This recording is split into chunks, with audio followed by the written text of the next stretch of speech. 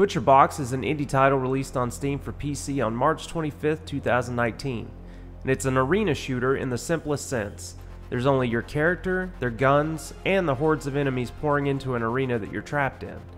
The only goal of Butcherbox is to see how long you can survive. Much like the game Devil Daggers, you can only take one hit before it's game over and you start back at the beginning. Thankfully, the game is procedurally generated in terms of enemies and weapon loadout each time a new game is started, so things don't feel like they always go the same way with every run.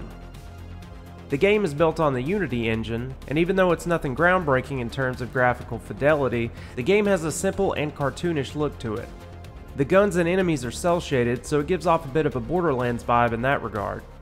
I didn't have any hiccups during gameplay, and the game never crashed, so everything in that department was really smooth.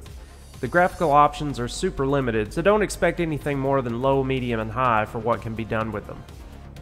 Controls in Butcherbox are super simple. The only controls are moving, shooting, and jumping. Everything felt tight and responsive and didn't feel floaty at all. There's also a mouse sensitivity option, but I didn't really feel the need to adjust it because after a minute or two, I felt right at home with the default setting. The sound was actually well done in my opinion, mainly because each enemy type or projectile that was coming towards the character makes a distinct sound, so it's really easy to tell what's sneaking up for the kill.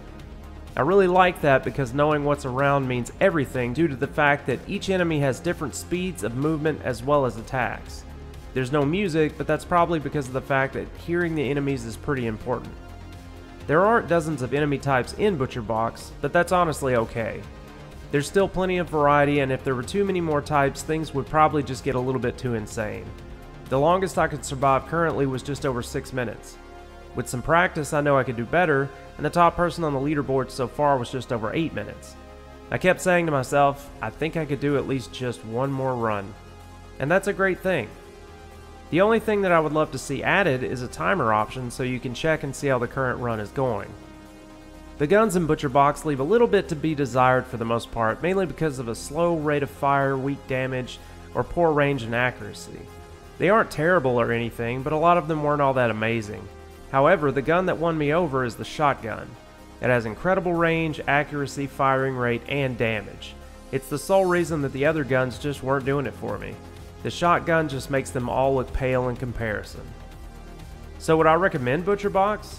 I would. If you just want a simple arcade-like experience where you just want to see where you can place on the leaderboards and not have to spend a bunch of money, this game is cheap and fun. So if you like simple fun, then check this game out.